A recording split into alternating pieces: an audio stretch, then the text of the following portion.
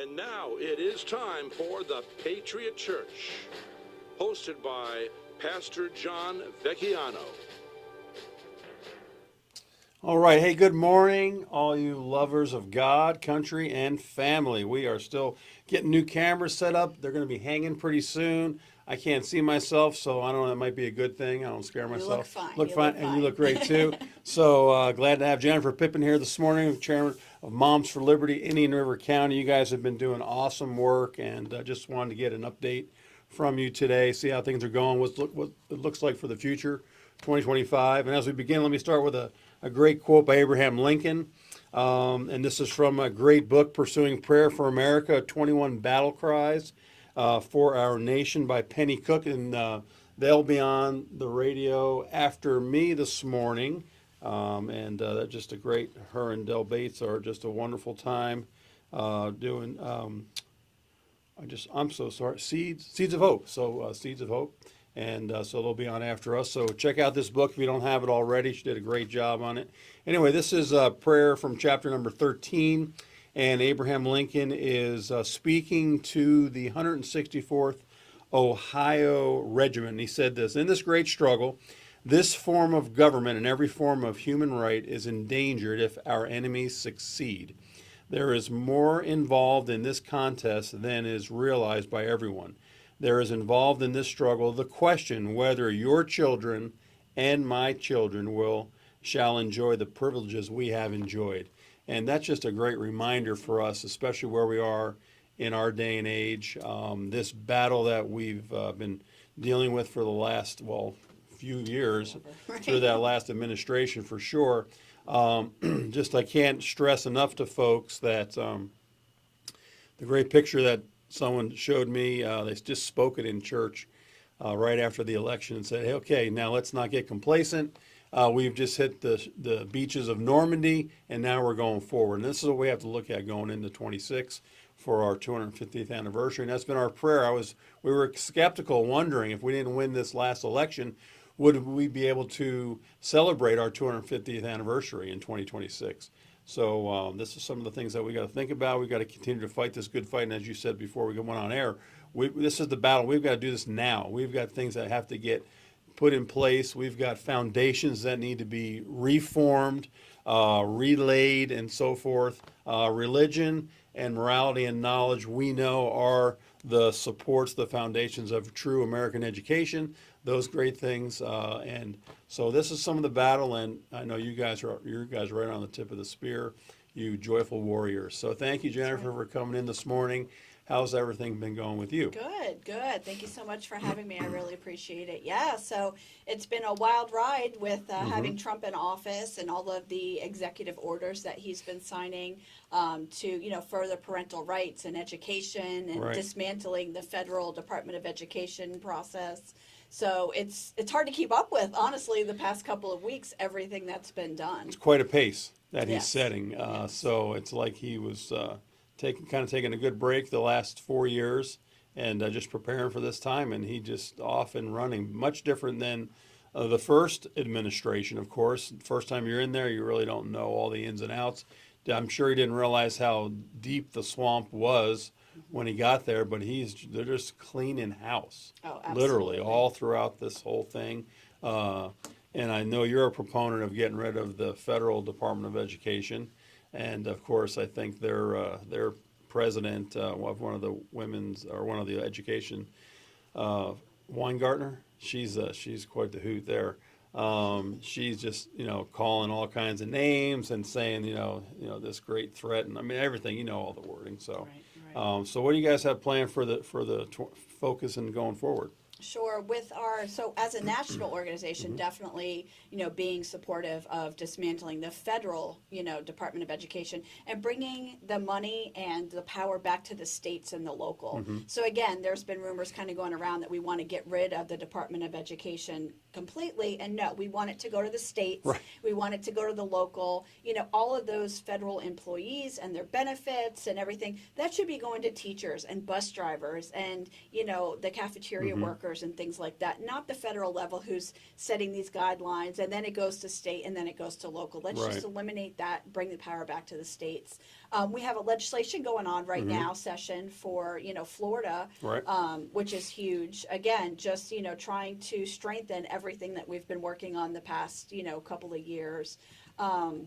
There is a lot of K-12 education bills that are going through. One of the biggest ones right now is the flag bill that they're trying to do that didn't pass last year. Oh, really?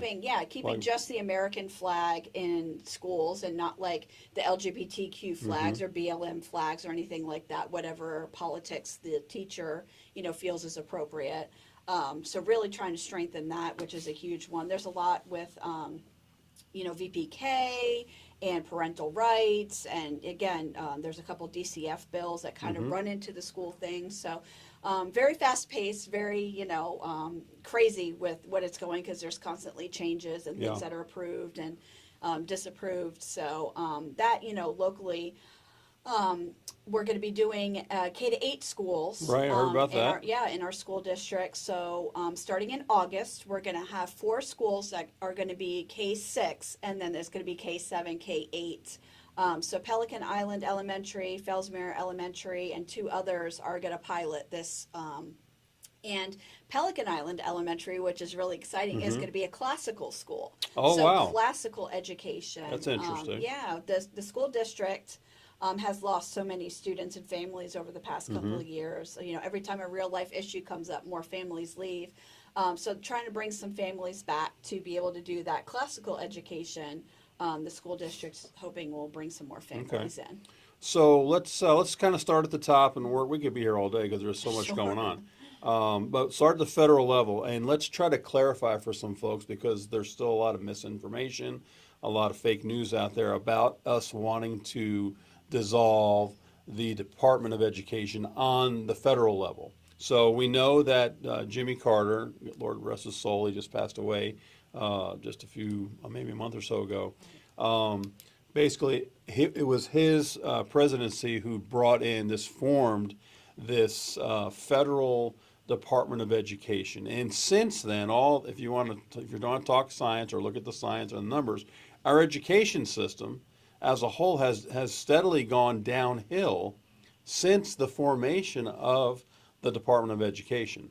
Many people say, it was an idea of he did it for votes and this and that and the other thing. He owed them money, or owed them, favors back after winning in 76, and of course losing in 80, of course, to Reagan. But so what are some of the things that you've been finding out, looking at the ins and outs of this? Because if you look at the teacher union side of it, they're calling us all kinds of names who want to rid. They're going to say kids aren't going to get educated now. They're not going to have their lunches. They're not going to have anything. They're going to lose everything, and of course, and that's just not true. That's right. Yeah. That's right. No, you're exactly correct. So imagine, okay, this is a business and a corporation. All this money is going into the Department of Education, federal. So let's just say it's $100 billion, okay? So that's going to your employees, that's going to everything that they're doing. So if you dismantle it, now that $100 million is going to the states. All that money that's been collected through, federal taxes and everything else, now it's going to the states. So take that money and divide it by 50 states, and now that can go to the state level Department of Education, and again down to the local level for teachers, cafeteria workers, things like that, teachers aides. So you're not paying all the pensions and everything for those government workers at the federal level. It's coming back down to the states. Right. So of course these people who have had these cushy jobs for forever, of course they want to keep it. They're talking about giving them a stipend so they can go gain other employment, or they can go to their state level, their local level, and work in those positions, right? So it's not that these people are not going to be taken care of. I believe they were discussing a year stipend, 8-month stipend, something like that.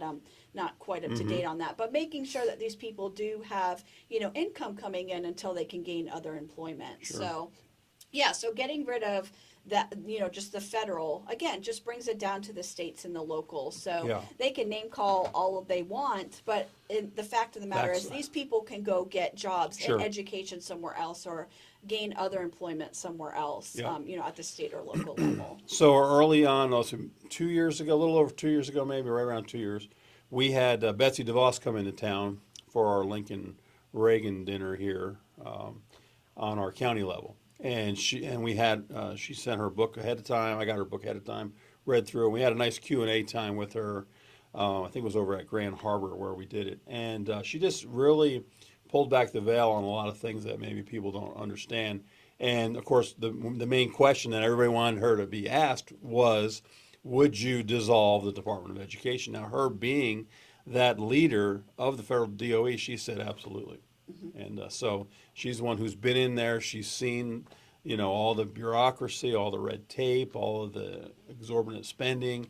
Do you know the percentages of how much federal money? I heard maybe 30-40% of our state funding comes from the federal level. But again, that doesn't mean we're not going to have that money anymore. It just means that we're not going to have this bloated monster-like organization there to suck up all that money. And like you said, let's get it back to the state level and get that from the state level down to the local level. That's correct. Yeah, so I think you're correct. I think when they talked about it at the school board meeting, it was like 30% Okay. or something. I think you're pretty spot on. And people concerned about losing the free and reduced lunch and things like that for, the lower income families, that's not going to go away. Right. Again, that would be coming from the state and not the federal Sure. level.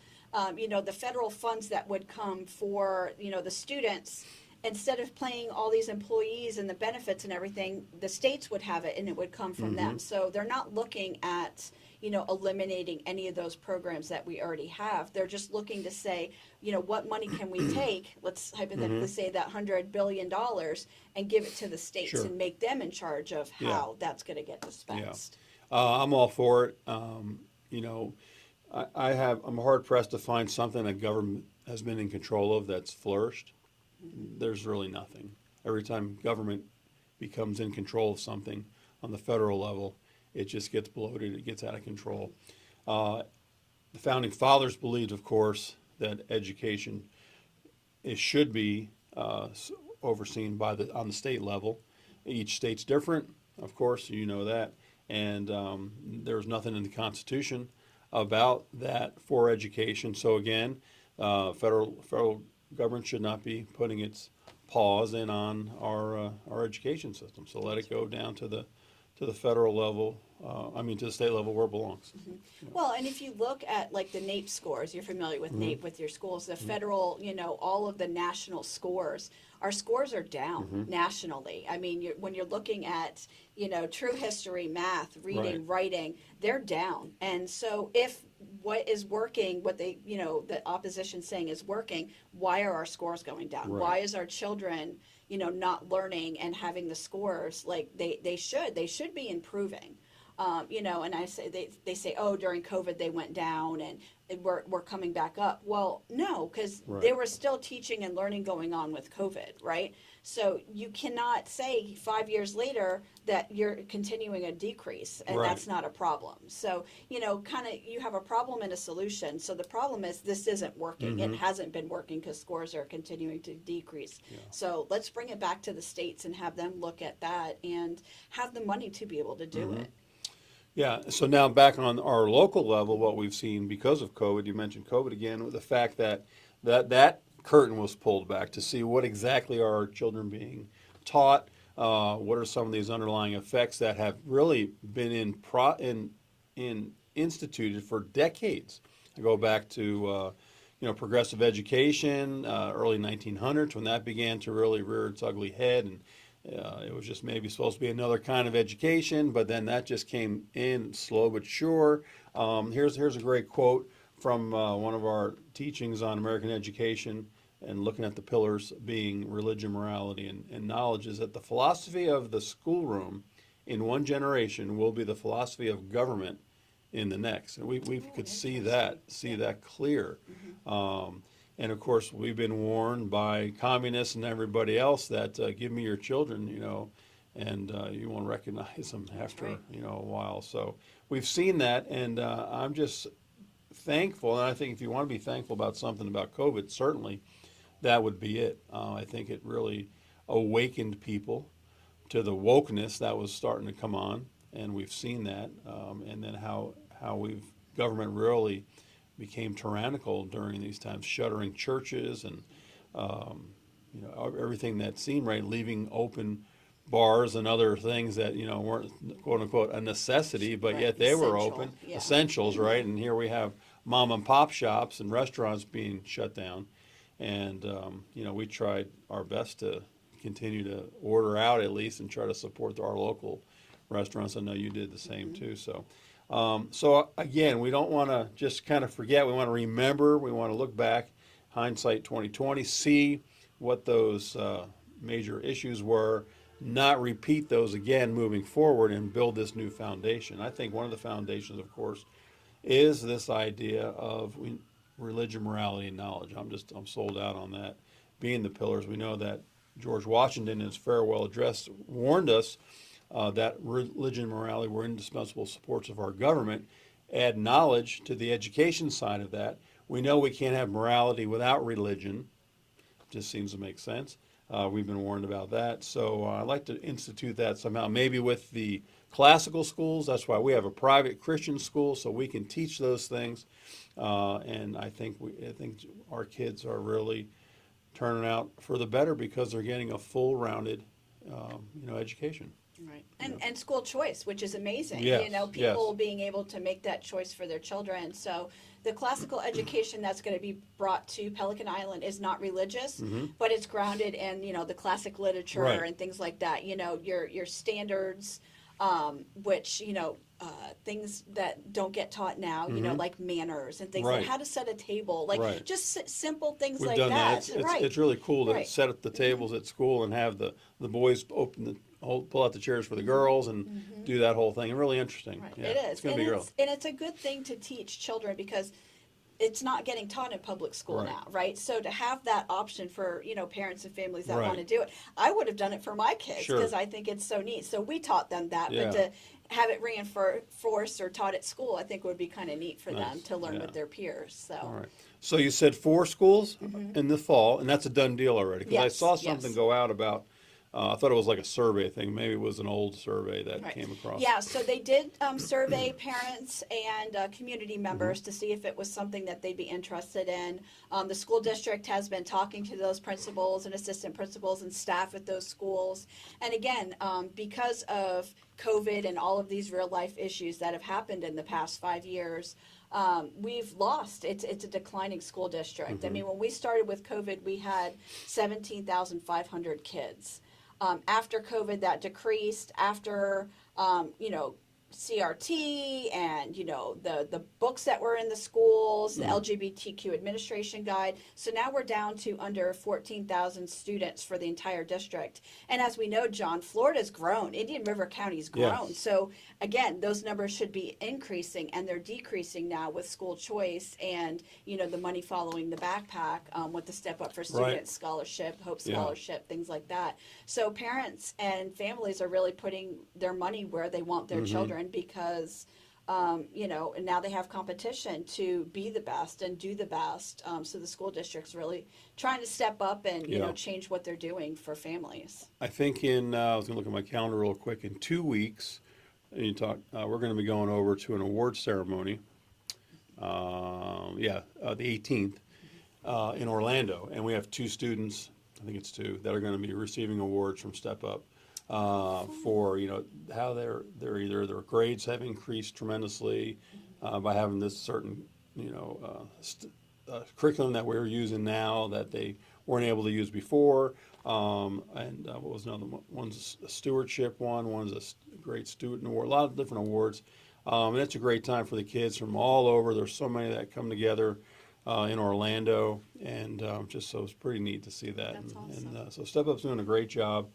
And of course, they're going through growing pains too because there's so many people that are saying, "Look, it's just such a great opportunity for everybody in the state." And it started out where it was only a financial needed scholarship, and it's grown into this great, everyone can basically get this scholarship. Yes. It's amazing. Yeah, we have a lot of parents who had no idea about it, and we've brought it to our meetings, we've brought it to social media, and I said, I really want my child to go here, but they're currently in public school, and it's, hey, you can do this, or Yes. you can homeschool, Yes. and, they get the choice of what they want to do with their families, which is amazing. And that's education freedom, education choice is definitely the way to go.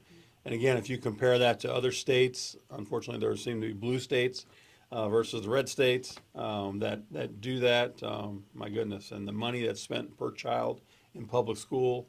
I know they did studies in Baltimore and other cities where there's just horrible graduation rates, and reading, writing literacy rates are way down. I mean, so it's the way to go. If you're not in a state that has this education freedom, you just need to pray about it and move, because unless you can get a new governor in and change that whole thing. But this is definitely a huge help for our kids, and it just makes them better going down the road. And with Moms for Liberty, so a lot of states are taking our legislation and looking at it, and Moms for Liberty, members across the state are trying to get it implemented in their states across the country, because it's working so well here for choice. And now under, the Trump administration, he straight up said, listen, like, we need choice. We need choice for our families. So being supported at the federal level, all the way down to the local level, hopefully this will branch out into other states for the choice. It's common sense, isn't it? Common sense fix. So let's see. I just forgot what I was going to say to you. Anyhow, so we talked about the school. So you said there's four. I know, K through 6. They're going to change some of the elementaries to K through 6. 2 of those. And then 2 are going to become K through 8? Well, in time, all 4 are going to be K-8. So they're going to start K-6, and then those 6th graders will be 7th graders, so it'll be K-7, and then those 7th graders will be 8th grade, and it'll be K-8, and then they'll all be K-8. So it's not like taking somebody out of the middle school and putting them back in. They would really be traumatic for some, maybe, right, to do that, right? Well, and again, choice. Yeah. So those parents could, at 5th grade, say, hey, I do want them to go to Oslo Middle School or Gifford Middle School or whatever, or they can keep them in those, K to 8 elementary schools and have the choice of keeping them in the same school until they go to high school. Yeah. I think I like the idea. Of course, we're K through 12. When we first started, we were elementary, and then as we grew, then we took over a school that where we are now. The principal was retiring, and then we were able to have 2 campuses at one point where I had elementary, then junior and senior high together. But as we've been able to merge that together now to one campus, that intergenerational kind of mentality where the older ones can see themselves as leaders early on in school, where they're saying, hey, we have them help the little guys out and that kind of thing. I think it helps break down that segmented idea of, okay, you're in elementary, then of course the worst part, most people say, is middle school, because you can't really, you're trying to find yourself and everything else. And then when you go from middle school to high school, it's like, you're a low man on the totem pole, and trying to make that jump into high school is really difficult too. So putting them together with a real, mentor kind of mentality, kind of the Paul and Timothy idea, I think helps a lot. If you can control the environment more, I think it'll be great. Sure. Well, and when you look at the data, John, so the school board talked about this at a couple of their meetings. So if you look like at Imagine South VR Charter School, they're K-6. They have a wait list of almost 400 people. Wow. So people want that model, right? So you look at the school district of Indian River County, the amount of people that go homeschool or another school after 5th grade, it declines.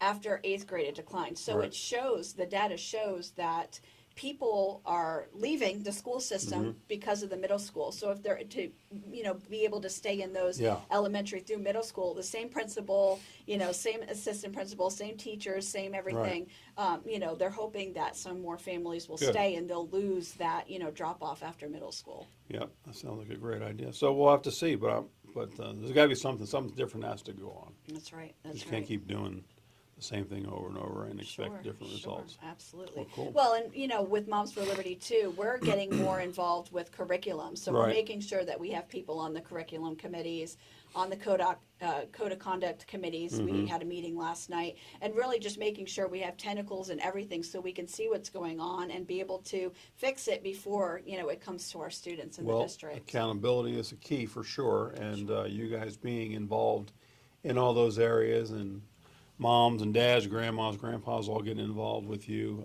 and your meetings and training them up and moving forward. I think it's going to be great days ahead. So we're in a good position to really take some ground here to build some great foundation, and as like our quote said, for our kids and our grandkids. That's right. It's going to be great. So again, this is just a great thought for me to see this, because it's in a sense bringing us back to our founding principles of education. If you look at some of the big schools, our first ones like Harvard, one of their main or original mottos was "Truth for Christ and the Church," and they had a philosophy. The kids would have to sign when they went to school there. They'd have to sign, like their entrance exam kind of thing, or what you'd be required. And one of the goals was to let every student be plainly instructed and earnestly pressed to consider well the main end of his life and studies, and it is to know God and Jesus, which is eternal life, and therefore lay Christ as the bottom, as the only foundation of all sound knowledge and learning. That's from Harvard University. Wow. And it's gotten so far away from that. It just completely flipped, right?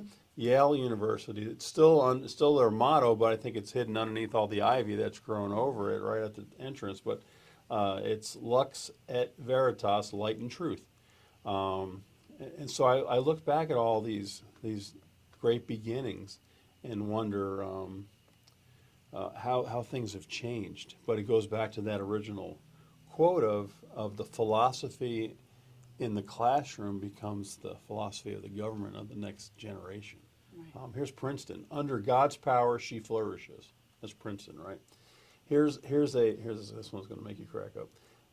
Reverend Jonathan Dickinson, I think I may have shared this at a school board meeting one time, talks about, he's from Princeton, and he said, "Cursed be all learning that is contrary to the cross of Christ." Can you imagine that being proclaimed in our schools? Because it was at one point in our history. Right. And the folks that came out of that, some of the great dignitaries and presidents, I had some names here. Here's Yale. Let's see, some we know. Of course, Noah Webster, Zephaniah Swift, James Kent. He was the father of American jurisprudence. Here's some from Harvard. Thomas Pickering, who was a Revolutionary War general.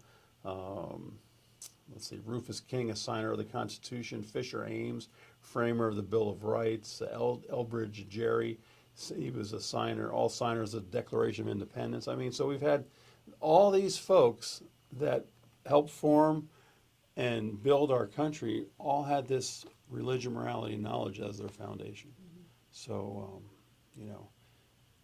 can we get back to that? Right, exactly. And I say common sense. Yeah. Most of these issues, we haven't been wrong yet. Common sense. Listen, this is what is appropriate for school. Right. This is not appropriate for school. And, having the best of everything for our children, it shouldn't be political, Mm-hmm. right? It Right. shouldn't be political at the end of the day. And unfortunately, it is so much. It's great. So what other things is Moms for Liberty doing this New Year? Some new things you guys are starting, or are you in all the states yet? That's what I was going to ask you. Oh, no, not yet. You're on 48? We're still at 48. 40, okay. Yeah, 2 more states? And it's funny because now that we're at, our 4-year mark of being an organization, people are kind of getting burnt out, because it's fight.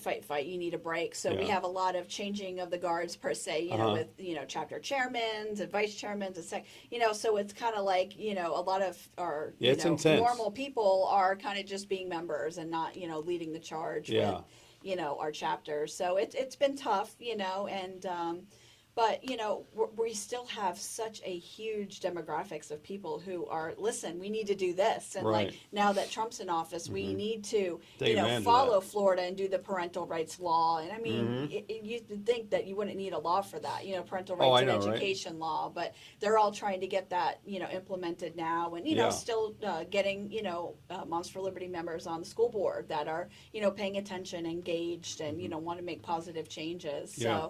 So, moving forward, I mean, we could probably meet next month and there's something else that, popped up that's kind of going on. But again, just trying to take the administration that we have now and, follow all of these EOs and just make, education, better for, parents and families across the country. Yeah. Here is, I'll throw this one out there for our listeners. The first public education law in America was 1647, and it was called the Old Deluder Satan Act.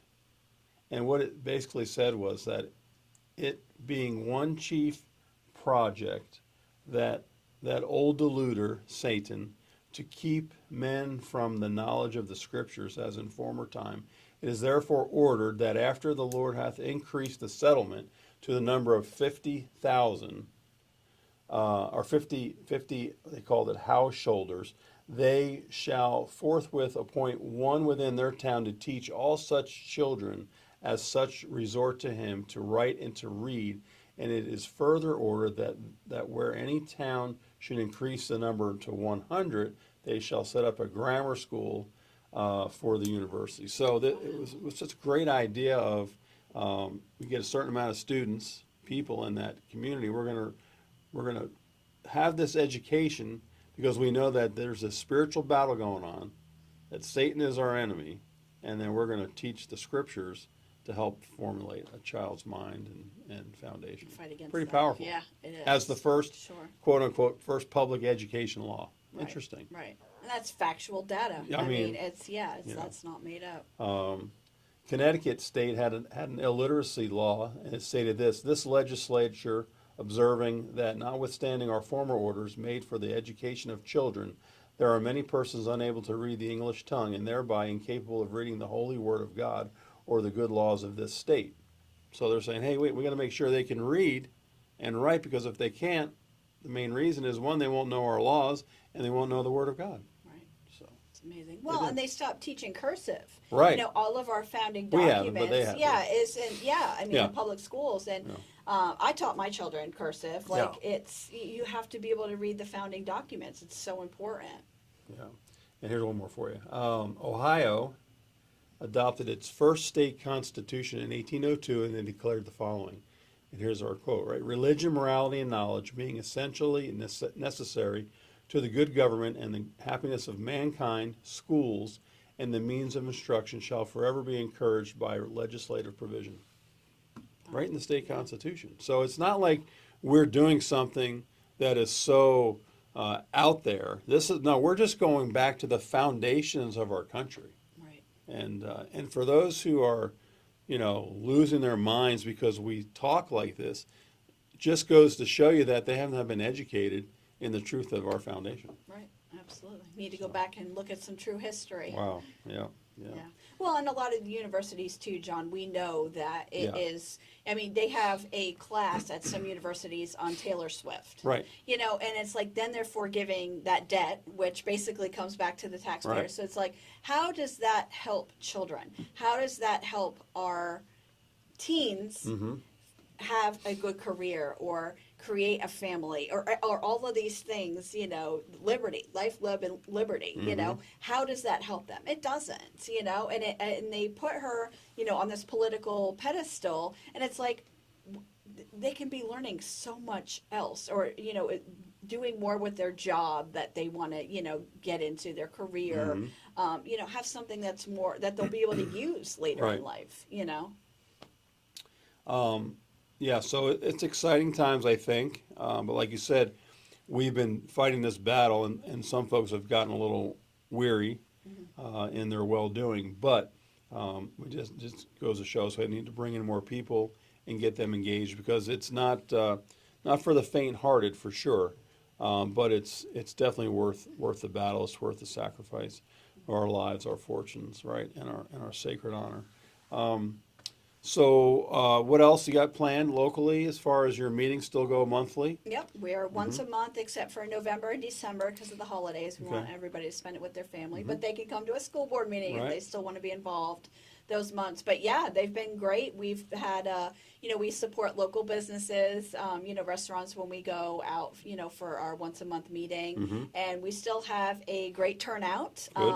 Even though we have the Trump administration now, and we're pretty much red from the top down, even to mosquito control, I say, here in Indian River County, we still have to stay vigilant. We still have to, like I said, have tentacles everywhere and watching and really getting involved with parents and grandparents and, people who are coming to us with issues, with the schools or with their kids. And knock on wood, everything's been pretty good so far this year, John. This has been, the best year that we've had, but it's because of the legislation and the policies and procedures that, our group and many others have advocated for, in our school district. Okay. And folks can get a hold of you through Facebook. You have a Facebook page. We do, and we also have a website. Indian River Moms for Liberty. And all of that stuff will populate. So it'll have our contact phone number there, our email, everything like that. So Facebook is the only social media that our chapter is on. Okay.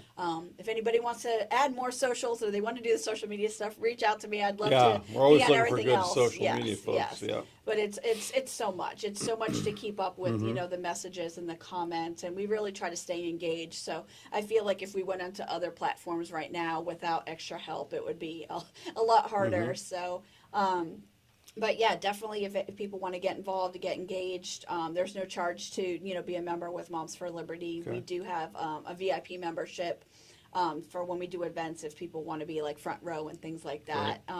But it's free to join. And if anybody want to join across the nation, it's www.momsforliberty.org.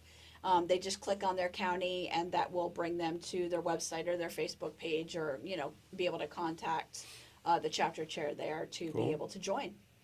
And the school board meetings are when?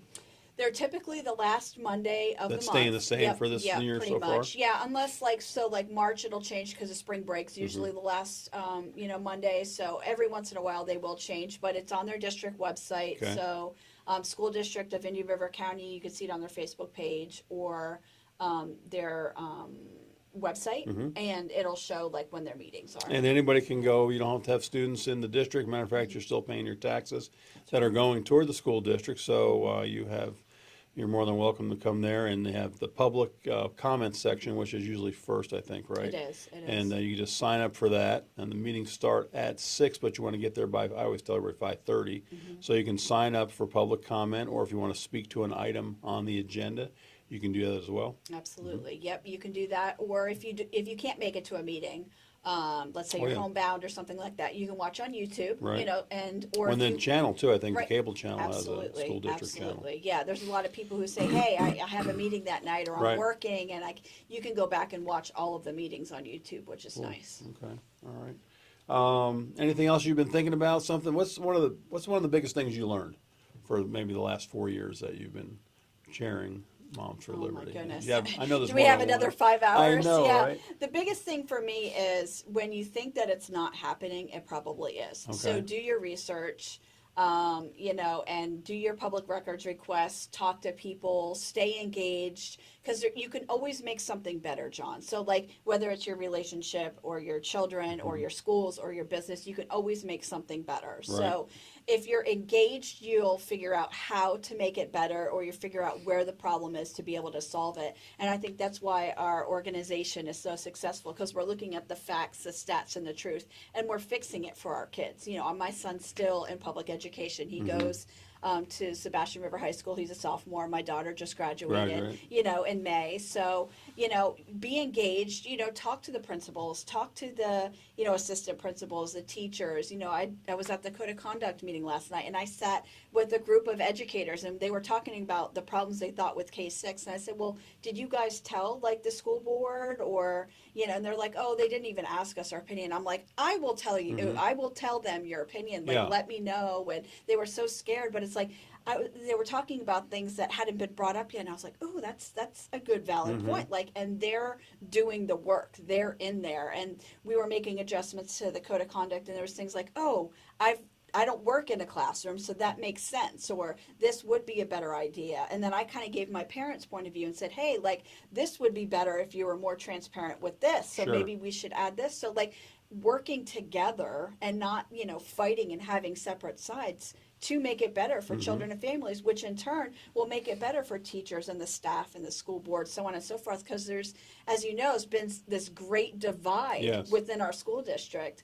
So just to take something as simple as you have to have a code of conduct, let's work together on that. Let's work together on the curriculum Right. and making it better for our families. Yeah. Has there been any more issues with the books in our county, per se? Yeah, so that is an issue that's always ongoing. So the Department of Education came out with their list of books removed across the state. So we cross-referenced that list. So more books were removed from our school district, looking at what was removed in other districts across the state. So it's an ongoing thing. Yep. And it's one of those things where we've had parents too say, hey, is this appropriate? They'll send it to us. And Right. we look through it and, we'll challenge it. So again, just making sure as books are coming in and books are leaving that, we have the most appropriate content for our children. And we've been donating books, which has Yes. been exciting. That's something new for our district. So we donated Glenn Beck's book, Chasing Embers. We donated Tiffany and Tina's book that they made, Libby Justice, Right. Returning to Williamsburg. We have another one from Norman Grant, The Young Patriots. Yeah, we have that one. That's a good yeah, one, so too. we're looking to get that donated. So it's been great, and we had a teacher that actually retired and moved, and she gave us like 200 or 300 books. Wow. And we donated them to the schools in her honor. So Okay. it was nice to kind of fill up a bunch of elementary schools Well, with that's those so. books. What was the process for that? They have to get approved. Those books are still approved by the school board. Sure. So Right. if they're already in the libraries, like a lot of those books Right. that the teacher gave us was, if it's already in the libraries, they can be donated Right. because they've already been vetted. So like the books that Tina and Tiffany made, those hadn't been approved yet. So somebody from the district staff or the school where the books would be donated have to vet it. So they have to look through it, make sure it follows, our policies and procedures and the laws for the state of Florida. And then once it's approved, it can be donated. Yeah. So you've shared your testimony, how you got to be where you are today in regards to the awakening that took place in your own life. As you look back at all the different people that you've met come into the organization, are there some highlights that you really like that you think about all the time, or kind of give you those, God bumps or whatever? Just so thankful what God has done and to awaken you, to empower you, to engage you, to put you in this spot. So many great victories to see in people's lives. Can you share one or two of those too? Sure, absolutely. So we have all of our 21, 22, 23, 24 wins, on our, Facebook page. So if people want to see it, because again, I would need 5 hours to go through it. But for me personally, so I was always engaged as a parent. I was on the PTA. I was always clipping block tops, Okay. labels for education. So I was always involved. I would staple papers at night for my, my kids' teachers Right. and things like that. But I never got into the curriculum side and the book side. And I didn't even know where the school board was. I didn't even know there was a school board, Right. That kind of. And so, COVID, I was one of those parents that said, whoa, like, why do we have school shut down? What's going on? So for me personally, is all of the people that I've met along this way, all the parents that have come to us with issues, grandparents, community members that don't even have children that said, hey, I want to help. What can I do? Hey, I will come to a school board meeting and speak on this. Or, hey, I saw your call to action. What's going Right. on? So for me, is all of the people like you, I probably would have never met had, I not gotten into this Right. fight. And just the amount of people that we've helped along the way and the amount of things that we've changed in the school district, getting rid of restorative justice and the critical race theory and all of that stuff that is going to benefit children in the Yeah. end. So for me, it's just meeting all of those people along the way, all the strong people that have never been public speakers and stand up at a school board meeting or Right. go to a committee meeting and, serve on these committees and really just stand up for children Yeah. and families. It's been amazing. Yeah, I've been to your meetings. I'm like love to be a member still and all that good stuff. It's just great to. I think one of the things that I would take away from Moms for Liberty is that, like so many other groups, they try to do so much sometimes, and there's a lot of irons in the fire for some of our other clubs and groups around. And you find sometimes you're spinning your wheels because you don't have a good focus on what, we need to kind of get your focus. Moms for Liberty has that focus. You guys are laser focused, education, and we're looking at that and we're going right after it. And I think that's what made you guys so successful. And the other moms groups too, Moms of America, I think is one. There's other ones. So it's not, Moms really is not the only one. Right. But Parental Rights Florida. There's probably hundreds. Yeah. Of So them. to have that laser focus, I think, is really good to have, especially if you really want to be engaged. Pick something that really tugs at your heartstrings, or that you really feel like you have some input to maybe, or you want to learn more about. And then just go after it. Just go right after it. And I think that's what we've met with the folks with Moms for Liberty. It's been a great beginning. In 4 years, what great growth, huh? For those first 4 years, it's been astronomical. Absolutely. What are the 2 states? Do you know the 2 states off the top of your head? Every time I come on your show, I I gotta know, start writing them because down. I want to It's the invite same, people to right. move there, or maybe if it's a good Exactly. state, maybe I'll go dual citizen Right. Open them there. Right. Exactly. to another state. But if it's a good one, Yeah. but there's only 2 left, so. Only 2 left. That's it. And we got elected this past election.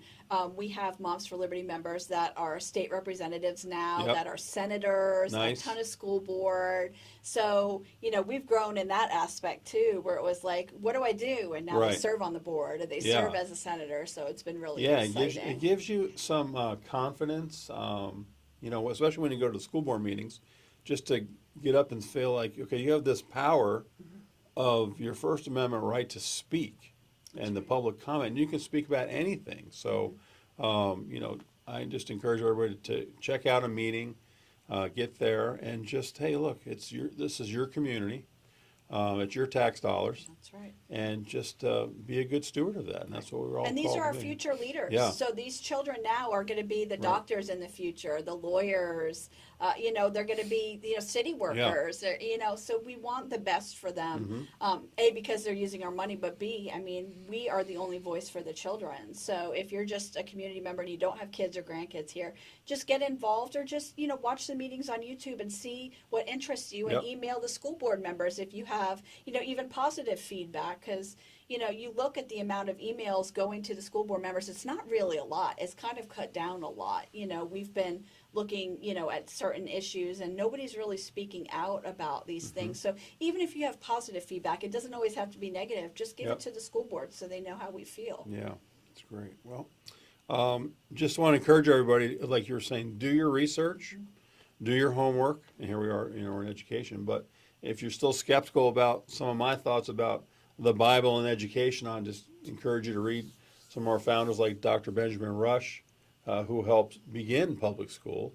And he came up with this, I think this quote I also read at the school board meeting, which kind of made some folks' eyes kind of roll back. But he said, the purpose of the public school is to teach our children to love and serve God, to teach our children to love and serve their country, and to teach our children to love and serve their family. Just a well-rounded idea of, caring, God, country, family. And it's just amazing to see that and look back at our, our education system and see how we've really faltered over the last, how many generations now. We've gotten to this point of we really need some great transformation. And I think the first step is really to dissolve this DOE and really begin to empower the state legislatures which would empower the local school boards and so forth, counties, to really get involved and really put the focus back on the kids. That's and right. The parents, instead of just, do I have to do this for this special interest group to rate, have this money to be sent, because, and then get away from that whole teaching to the test, so that you get more money if you score higher. And we've blocked off weeks and weeks to teach kids to pass this test, and they've missed out on all the real education as well. So a lot of work to do, But so thankful you are doing what you're doing. Keep up the great work. Thank you. And You too. You and any your other thoughts you school had before we go for this new year, 2025? I think Make that's America it. healthy Yeah, again. That's our exactly, motto. exactly. We know RFK Jr., that's his motto, and he's looking at it from the physical side. We're, of course, a church looking at it from the spiritual side, bring those two things together. But hey, if you have great education, then you're going to be healthy. The kids are going to be healthy, and that's a great part of them having well-rounded health. So, let me give you a quick, guys, quick announcement before we go. This Friday, Saturday the 8th, ablechild.org, and you know somebody that's going to be getting an award that night. Their awards dinner this Friday, I'm sorry, I keep saying Friday, Saturday, February 8th, Saturday, annual awards dinner, and it's going to be at the nope, not the Heritage, what's the one downtown in Vero next to, I'm losing my mind. Is it the Heritage Center? No, it's No? downtown, the Plaza, I'm sorry, the Plaza. Yeah, Okay. the okay. Plaza. And it's called Breaking the Narrative Annual Awards Dinner for ablechild.org. Humanitarian heroes Amy Miller and Justine Tanguay are going to be there. Also, Dr. Gene Posca is going to be there. He was featured in Died Suddenly documentary. And Joe Hoft is going to be there. Jim Hoft is going to get an award, and Joe Hoft and Maureen Banner are going to be the presenters for this Saturday. Go to ablechild.org to get your tickets, and it's going to be a great night. And they're doing another great organization. Again, just doing their annual humanitarian heroes. So Dr. Posca has been doing great with the school board as well. Oh, it's been amazing. Have you seen Died Suddenly? I did not see that yet. It's very moving. Yeah. Very, very moving. It's been blocked everywhere. The only place that I can access it is Rumble. It Okay. was deleted off of YouTube. Yeah. You can't, when you search it up, you can't find it. You can find the trailer. Right. I'll send you the link if Okay. you need it. Or Yeah, if you send me wanna the link post it. because Yeah. we're getting ready to kick Yeah. off our Sunday night at the movies at church. Nice. So we have a couple Nice. nights, couple Sundays a month. We like to put some Yeah. Yeah. movies out there for people to get involved in. So Yeah, but he's featured in there, which was amazing because Yes. it was shortly after he got elected to the board. Yeah. And he talks what he was seeing during COVID. It's very amazing. So I'm sure we'll see something this Saturday night as well. So I'll be there, and hope you guys can join up as well. And go to ablechild.org. All right. Well, God bless you. Thank you God for bless you being too. with Yes. me again this morning. It's been great, and look forward to doing it again soon. Absolutely. Next update, Say let me when. know. And okay, Yes. say when. And I'll know what 2 states it is. Yes, and maybe we'll that's be your in one by homework. then. Your That'll homework be my assignment. homework. What Fair 2 enough. states Fair enough. do we need to have chapters in for Moms for Liberty? Fair enough. All right, thank I you. accept it. All right, you all take care. God bless you. You lovers of God, country, and family. Remember to continue to proclaim the truth at the intersection of church and state. Thank you, and we'll see you next time. Bye-bye.